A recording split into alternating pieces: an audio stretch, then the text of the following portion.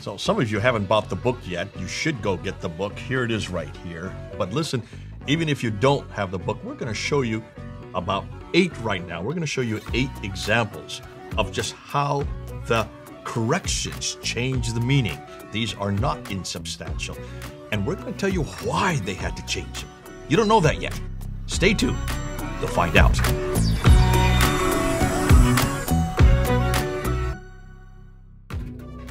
Of course, the work of Dr. Brubaker is so damaging to a normative, basically, narrative, if you wish. If you think one way and you are confident about your book, you look at the work of Dr. Brubaker and all of a sudden your faith is shaken. And it did impact a number of those prominent people when they saw it. And evidence of that is that they went after Dan Brubaker and attacking him. Absolutely. You wouldn't attack him. Yasser Qadhi would not introduce him into his ultra-crepidarian video unless, of course, Daniel had really hurt them at the core. And that's why I'm sure Muslims said, could you please also shut down Dan Brubaker? Yasser Qadhi does not know who Dan Brubaker was because he didn't even know that he was not part of this discussion. Yeah, I want to say something. You know, Dr. Brubaker is the nicest scholar you will ever meet. He will never, ever indulge in any such actions or using words or knocking down people or attacking. And in fact, I remember him one time somebody says, all of your arguments have been refuted. And his simple response with a smile was, what's there to refute? These are photos. And so let's look at some of the photos. So yeah. I want to go back to the slides and I want to just show you this first one here. We're going to look at 16 of them. Let's start and see how far we get in this episode. Here is an insertion on the Topkapı. The Topkapı is the one that is there in Istanbul. It's chapter 9, verse 72. I put a green arrow there to show the hua. Can you see there, the hua? Right. It obviously was not there to begin with. It's been added it's been inserted. It's much smaller than the writing around it. This hua, that is, has been added to the text. Doesn't really change the meaning very much. The reason it's been added is that word hua is right at that spot in chapter 9, verse 72 in the 1924 Hafs text, the one that we're always using as the standard text. So it was added to correspond with the Hafs text. Right. And this is just a style of affirming. So it's in the affirmative when you add this phrase in this particular context. That's all that's going on. But the question is, why add it anyway? That's right. Yeah. It used to say, and Allah's good pleasure is greater, the great triumph. Now that is the great triumph. It's just putting an emphasis onto that. So that's the first one. Again, it's obvious that there's a standardization going on here. Let's go to number 2. Here's number 2. This is chapter 42, verse 21. This is the Petropolitanus manuscript that's in the Bibliothèque Nationale in Paris, there in France. And it has the word lahum in the verse. Before it was lahu, which is singular to him. It is now brought lahum. Now it's for them. Fascinating because you really don't need it unless you're trying to standardize it to something that existed beforehand. In this case, in the Hafs text, it is lahum. And also there is a damage here. Lahu is in the singular, lahum is in the plural. So we still have to wrestle with that. Yeah. Or do they have associates who enacted for them? Used to be, or do they have associates who enacted for him? And that's reference to who? Who's the him? Is it Allah? Is it Muhammad? Or is it someone else? So this would have a lawful lot of change, and that's why. But in this case, it's obviously they're trying to standardize it. Let's go to number 3 here.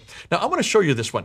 This is what we call a post-production insertions. And the missing Allah, basically. Of the Allah. Looking for the Allah. We need to find the Allah. So let's go and see 9 different Allahs that they've added. I'm going to circle them in green. So here is the first one. There's the Allah first one. There's another Allah. Over here's another Allah. Let's look up here. There's another Allah. Whoop, there's one right at the top. Over down here to the left, and then coming up a little bit, and then down to the right. Those green ones you don't really need because it's understood it's talking about God. There's no reason to put any of those there. And the only reason why I would add them, like you said, is just to standardize it based on one particular reading. Yeah. This is the Fustat Umayyad Codex. Fustat is just outside of Cairo. It's an Egyptian manuscript. And there, if you look, let's go back to the slide. There you see the 7 green ones. There's one, I'm going to put one more. This one here in yellow, you do need it. Because it will clarify it for you. Because you don't know who you're talking about. This clarifies. Right. But what's interesting, why are the other 7 put up there? 8 put up there? Why are the 8 up there and the one yellow we can understand? They are all there because it's in the Hafs text again. And that's the thing is like, was it Hafs who decided to read it that way? Was it revealed that way to Muhammad? I mean, that's another question you have to ask. It's like we don't have any manuscript from Muhammad or even from the 7th century as a standard to look at. What we have is the Hafs text. This book that I have in my hand here, this text had to be standardized, so they added it in all those places. Let's look at number 4. Number 4, this one is from the National Library of Russia in St. Petersburg. It's a folio. Dan went up there. He went to Russia, St. Petersburg. He was given permission to look at the folio. He went to chapter 30, verse 9. He took this picture, and here is a clear eraser. Where the green arrows, I'm pointing to it. Now the eraser is between the word akibatu, which is the fate, and aladina of those. The correction now aligns it with the 1924 Hafs text. We have no idea what this word is. You can't look at it. You can't see what has been erased. It's about roughly 4 to 6 letters. It could have been kulu min, olive, or katiran min, most of, or it could have been also al-Yahud, Dan's guessing, the Jews, or al-Nas, the people. So Dan makes tries to make some educated guess as to what the word is. Since it's erased, we just don't know. Yeah, sometimes it's hard, really. You can assume certain things that will fit the context. But it's obviously the reason it was erased is because it's not there in the Hafs text. They had to erase this. And I hope everybody's listening to what we're saying. Somebody came later and wanted to prove, at least to their own audience, that the Quran has been preserved and that the Hafs is the accurate reading. And the only way you do this is you erase anything that does not match the Hafs reading. In this case, up to 6 letters were erased. Each letter of making a word changed the meaning. Let's go to number 5. This is the one that's on the cover of his book. This is fascinating. This is in the Museum Islamic of Al-Doha. So this is the Doha manuscript. That's in Qatar. It's in Qatar. It's chapter 6, verse 91 to chapter 6, verse 97. So it's those 6 verses. Now take a look. You can see it visually. There is a word. Look at number 1, the yellow number 1 up there.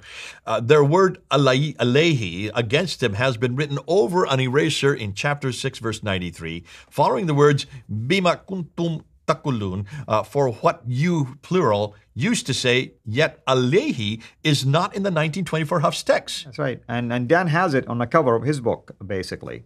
Now look at number 2. Number 2 is out in the margin. It's not even in the script. Allah, about Allah, has been written in the margin. It's out in the margin, but oddly, without erasing the alayhi. It's supposed to go where alayhi is, but they did keep it out, and they just wrote it in the margin. They're not even trying to cover this up. I mean, to me, that's blatant. Obviously, in this case, when this manuscript was written, they didn't really care that you could see that it's in the wrong place.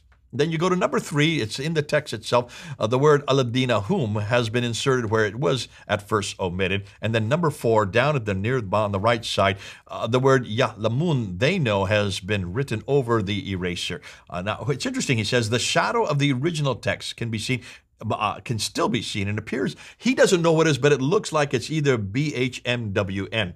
Of course, these don't have any diacritical marks or vowelization. We can only guess that that's there. Why, in this case, 4 different changes on one page? Why are all 4 there? Because they support the 1924 Hafs text. Am I starting to sound like a broken record? Yeah, absolutely. And of course, even the BHMWN, sometimes it may not be clear really what that meant, but all that is going on here, you can see that the logical conclusion is someone is trying to standardize it based on a specific reading. Which reading? You guessed it, the Hafs reading. Okay, number 6. And now we're in the Museum of Art, Doha. Again, the same manuscript. We're looking at chapter 5. Here's multiple post-production. You can see, I'm not even going to show what they have there, but can you look at number 1 and number 2? You can see they have written in between the lines on a whole other phrase, rewritten it into the text. Added at a later time in a different ink. And if you look and you can see number 2, there is the asanu, do good. It's an imperative, which was omitted. But when it was first written, it was added later, but in red ink, because they realized that they had made a mistake here. So this same red ink was also used for the diacritical dots added at a later date, proving that this aleph was added at this later date. They had to have the aleph there, otherwise it would not be correct. So fascinating. There is post-production. Let's go to number 7. I want to go to 2 more before we end here.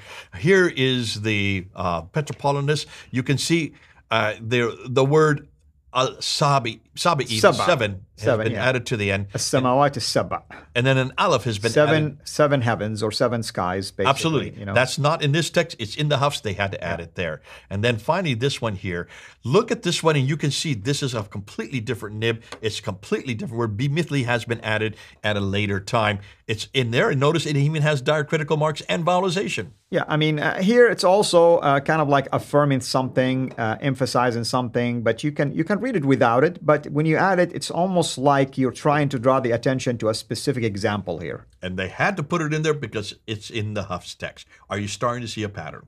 Absolutely. Thank you so much for doing this. And we have 8 more. 8 more to come from. To share in the next episode. So hopefully everyone is starting to see what's going on. And like I said, you can find these and more in this particular book, or at least some of them. I don't want to claim that all of them are found there. But this is the book that we would like for you to have also in your library by Dr. Daniel Brubaker. And you can see one of those manuscripts that we shared with you is right here on the cover. And this particular one that we just ended with is found right here on the back of the book itself. Until next time, have a blessed day. Thank you for watching this video. Be sure to like and subscribe to our channel CIRA International and click on the bell so that you receive notifications whenever we publish a new video or go live. I would also like to appeal to you to consider becoming a Patreon patron by clicking the link right below. By doing so, you can give towards the production of these videos. There are also other options for you where you can give to our channel. I thank you from the bottom of my heart.